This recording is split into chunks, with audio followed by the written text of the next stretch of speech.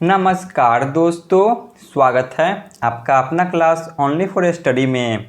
तो फ्रेंड्स, आज कवर करेंगे मॉडर्न हिस्ट्री का नेक्स्ट टॉपिक, जो कि है सिख धर्म का इतिहास। जो सिख धर्म के प्रमुख 10 गुरु बने थे, आज इन सभी को कवर करेंगे और लास्ट में जो भी अंगल सिख युद्ध हुए थे, इन सभी को भी देखेंगे। तो ये हमारा डिटेल वीडियो होगा। तो आप लोग इतना को कवर कर ले, आपको इससे बाहर एक भी प्रश्न देखने को नहीं मिलेगा। तो चलिए क्लास की शुरुआत करते हैं। सबसे पहला गुरु बनते हैं श्री गुरु नानक देव जी। ठीक है ना, श्री गुरु नानक देव जी सिखों के प्रथम गुरु बने। 1469 ईस्वी में गुरु नानक देव जी का जन्म तलवंडी पाकिस्तान में हुआ, जिसे वर्तमान में ननकाना साहब के नाम से जाना आता है। ठीक है ना, गुरु नानक देव जी का जन्म तलवंडी पाकिस्तान में होती है। इनके पिता का नाम मेहता कालू चंद और माता का नाम तृप्ता देवी थी। जो गुरु नानक देव जी है, तो इनके माता का नाम तृप्ता देवी और पिता का नाम मेहता कालू चंद था। इन्होंने रंगल प्रथा की शुरुआत की थी, मोस्ट वीवीआई। जो रंगल प्रथा है, तो इसकी शुरुआत सिखों के प्रथम गुरु गुरु नानक देव जी के द्वारा किया गया था। 1539 ईस्वी में गुरु नानक देव जी की मृत्यु हो जाती है और इसी के बाद सिख धर्म के दूसरे गुरु बनते हैं गुरु अंगद देव जी। ठीक है ना, 1539 में इनकी मृत्यु हो जाती है। इसके बाद गुरु बनते हैं गुरु अंगद देव जी। चलिए आगे बढ़ते हैं।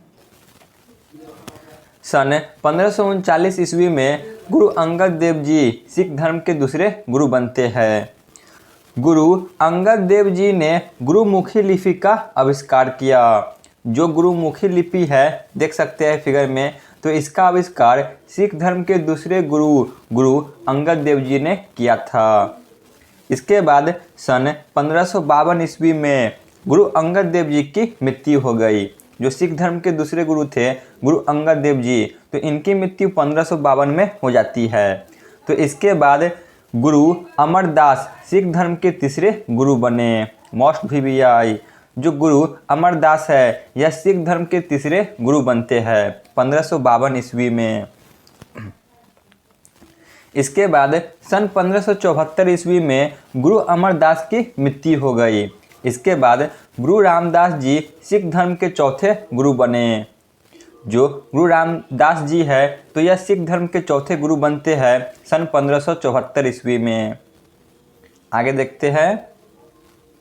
इसके बाद 1581 गुरु रामदास की मृत्यु। जो सिख धर्म के चौथे गुरु थे गुरु रामदास जी, तो इनकी मृत्यु 1581 में हो जाती है। तो इसके बाद गुरु अर्जुन देव जी सिख धर्म के पांचवें गुरु बने, मोस्ट वीवीआई। गुरु अर्जुन देव जी 1581 में सिख धर्म के पांचवें गुरु बनते हैं। सन 1604 ईस्वी में गुरु अर्जुन देव ने सिखों के धार्मिक ग्रंथ आदि ग्रंथ की स्थापना की।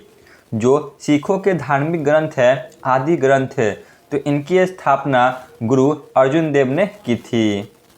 गुरु अर्जुन देव जी ने अमृतसर में हरमंदिर साहब यानी कि गोल्डन टेम्पल का निर्माण करवाया। जो सिख धर्म के पांचवें गुरु थे गुरु अर्जुन देव, तो इन्होंने ही अमृतसर पंजाब में गोल्डन टेम्पल का निर्माण कराया था। इसके बाद 1606 ईस्वी मुगल बादशाह जहांगीर ने सिख धर्म के पांचवें गुरु गुरु अर्जुन देव को फांसी पर चढ़ा दिया। जो उस समय मुगल बादशाह थे, तो वह थे जहांगीर। तो इन्होंने 1606 ईस्वी में जो सिख धर्म के पांचवें गुरु थे गुरु अर्जुन देव, इन्हें फांसी पर चढ़ा दिया। जहांगीर ने गुरु अर्जुन देव को इसलिए फांसी पर चढ़ाया था क्योंकि गुरु अर्जुन देव ने जहांगीर के पुत्र खुसरो को आशीर्वाद दिया था। ठीक है ना, जो इनका पुत्र था खुसरो, तो इन्होंने जो कि राजा बनने के लिए जहांगीर का विद्रोह कर दिया था और यह भागते भागते जो कि गुरु अर्जुन देव के पास चले आते हैं और गुरु अर्जुन देव इन्हें आशीर्वाद दे देते हैं।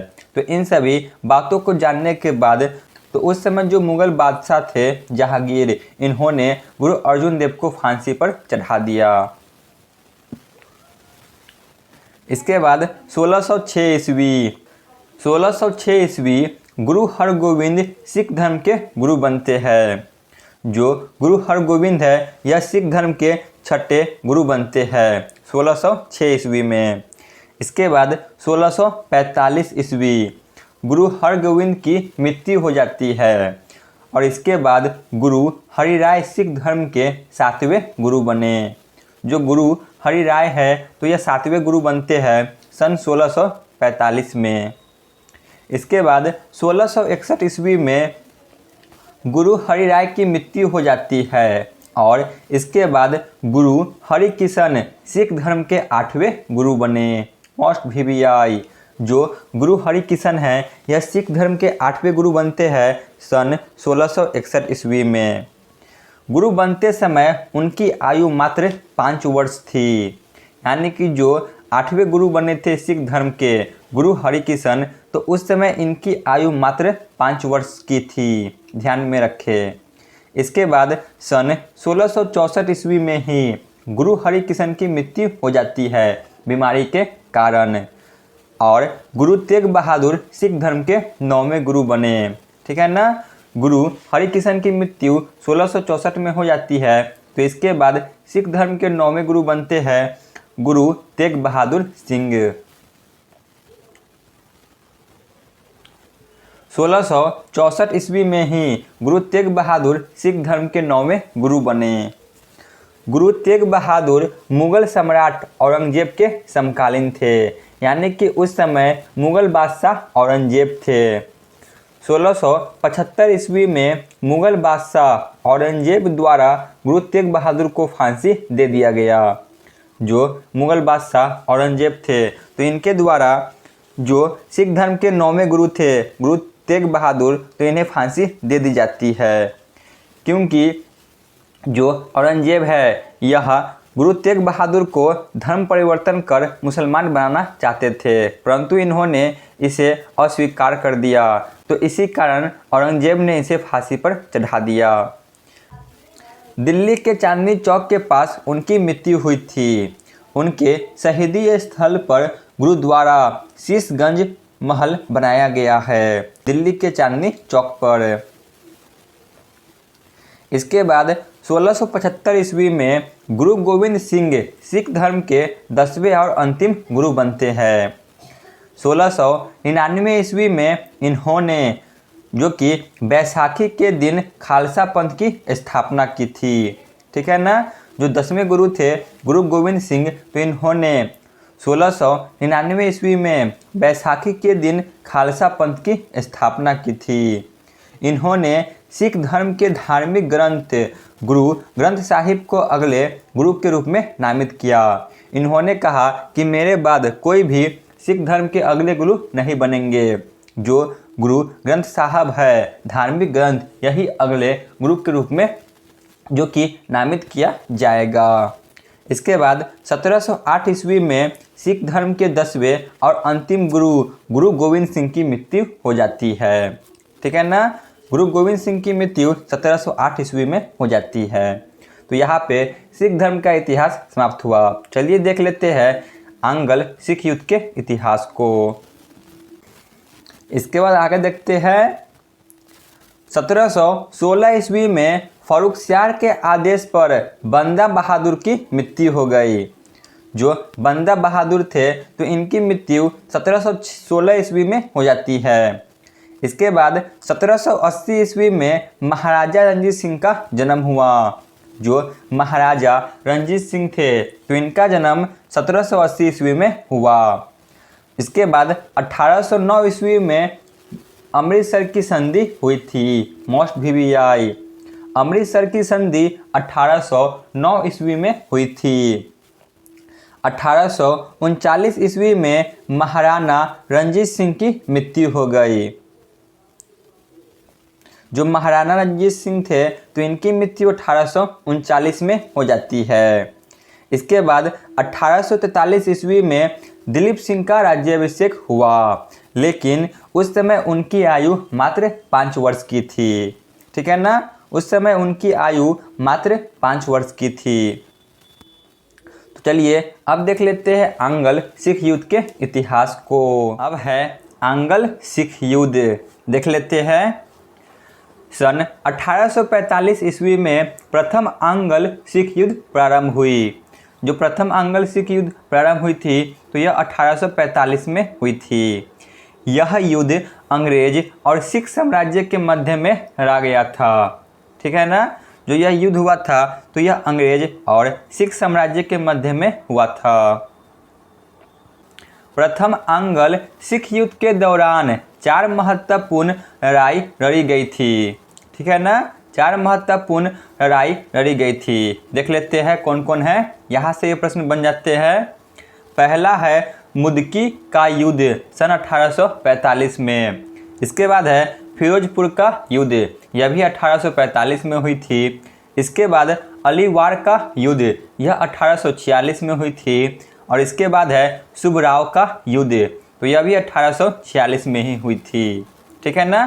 4 महत्वपूर्ण लड़ाई लड़ी गई थी। मुदकी का युद्ध, फिरोजपुर का युद्ध, अलीवार का युद्ध और सुबराव का युद्ध। इन सभी युद्ध में सिख सेना पराजित हुए थे और अंग्रेज सेना की विजय हुई थी। मोस्ट वीवीआई, जो ये 4 प्रमुख लड़ाई लड़ी गई थी प्रथम आंग्ल सिख युद्ध के दौरान, तो इन सभी में सिख साम्राज्य की पराजय हुई थी और अंग्रेज साम्राज्य की इन सभी में विजय हुई थी, ध्यान में रखें। इसके बाद है लाहौर की संधि सन 1846। यह संधि अंग्रेज और दिलीप सिंह के मध्य हुआ था, जो उस समय सिख साम्राज्य के शासक थे, दिलीप सिंह, तो इनके मध्य हुआ था। इसके बाद है 1846 में ही भैलव वार की संधि, देख लेते हैं। यह संधि भी अंग्रेज और दिलीप सिंह के मध्य हुआ था। इसी के साथ प्रथम आंग्ल मैसो युद्ध समाप्त हुई थी। मोस्ट वीवीआई, भैरववार की संधि 1846 के द्वारा ही प्रथम आंग्ल सिख युद्ध समाप्त हुई थी। इसके बाद सन 1848 में द्वितीय आंग्ल सिख युद्ध प्रारंभ हुई, ठीक है ना। 1848 में द्वितीय आंग्ल सिख युद्ध प्रारंभ होती है। द्वितीय आंग्ल सिख युद्ध के दौरान 3 महत्वपूर्ण लड़ाई लड़ी गई थी। जो द्वितीय आंग्ल सिख युद्ध हुई थी तो इसके दौरान 3 महत्वपूर्ण लड़ाई लड़ी गई थी, देख लेते हैं। पहला है रामनगर का युद्ध 1848। इस युद्ध में अंग्रेज कंपनी की विजय हुई थी। इसके बाद है चिलीवार का युद्ध 1849, तो इस युद्ध में सिख समुदाय की विजय हुई थी। इसके बाद है गुजरात नगर का युद्ध 1849 में। इस युद्ध में अंग्रेज कंपनी की विजय हुई थी, ठीक है ना। द्वितीय आंग्ल सिख युद्ध के दौरान 3 महत्वपूर्ण लड़ाई हुई थी। रामनगर का युद्ध, चिरीवार का युद्ध, गुजरात नगर का युद्ध। जो चिरीवाल का युद्ध हुआ था तो इसमें सिख साम्राज्य की विजय हुई थी, परंतु रामनगर और गुजरात नगर के युद्ध में जो कि अंग्रेज साम्राज्य की विजय हुई थी। इसके बाद 1849 ईस्वी में सिख साम्राज्य को अंग्रेजी राज्य में मिला लिया जाता है, ठीक है ना। 1849 ईस्वी में सिख साम्राज्य को अंग्रेज अपने साम्राज्य में मिला लेते हैं। तो यहाँ पे देख लिए सिख साम्राज्य और आंग्ल सिख युद्ध के इतिहास को। तो यहाँ पे हमारी क्लास समाप्त होती है। धन्यवाद।